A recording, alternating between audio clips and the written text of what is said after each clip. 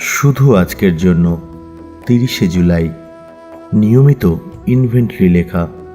নিয়মিতভাবে নিজের রোজ নামচা বা ইনভেন্টরি বানানোর অর্থ হলো আমরা নিয়মিতভাবে নিজেদের দিকে, নিজের কাজকর্মের, নিজের মনের অবস্থা এবং নিজেদের সম্পর্কের দিকে নজর রাখার অভ্যাস তৈরি করছি।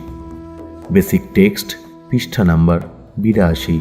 জীবনযাপনের যে নতুন পদ্ধতি আমরা নিয়েছি তার একটা জরুরি অঙ্গ হলো নিজেদের সারাদিনের হিসেব বা ইনভেন্টরি তৈরি করা। আমরা যখন নেশা করতাম তখন আমরা নিজেদের কাজকর্মের কোনো হিসাবই রাখতাম না।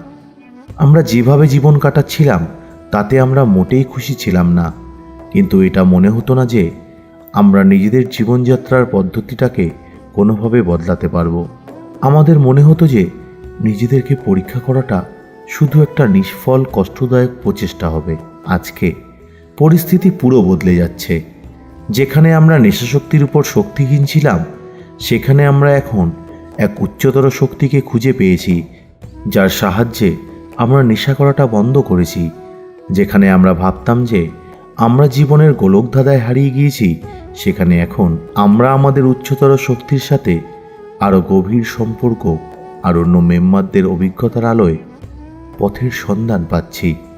আমাদের এটা ভাবার আর কোনো কারণ নেই যে আমরা সেই পুরনো ধ্বংসাত্মক অভ্যাসগুলিতে আটকা পড়ে আছি।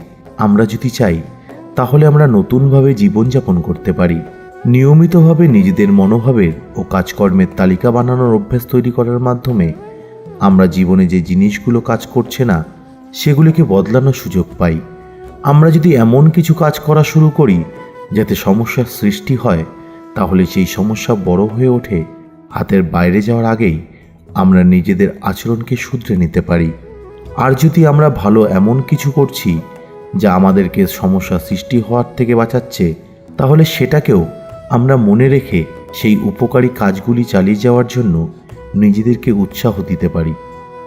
শুধু আজকের জন্য আজ অঙ্গীকার করলাম যে আমি নিয়মিত নিজের কাজকর্ম আর মনোভাবের দৈহিক হিসেব নেওয়াটাকে আমার নতুন জীবনের একটা অঙ্গ করে তুলব।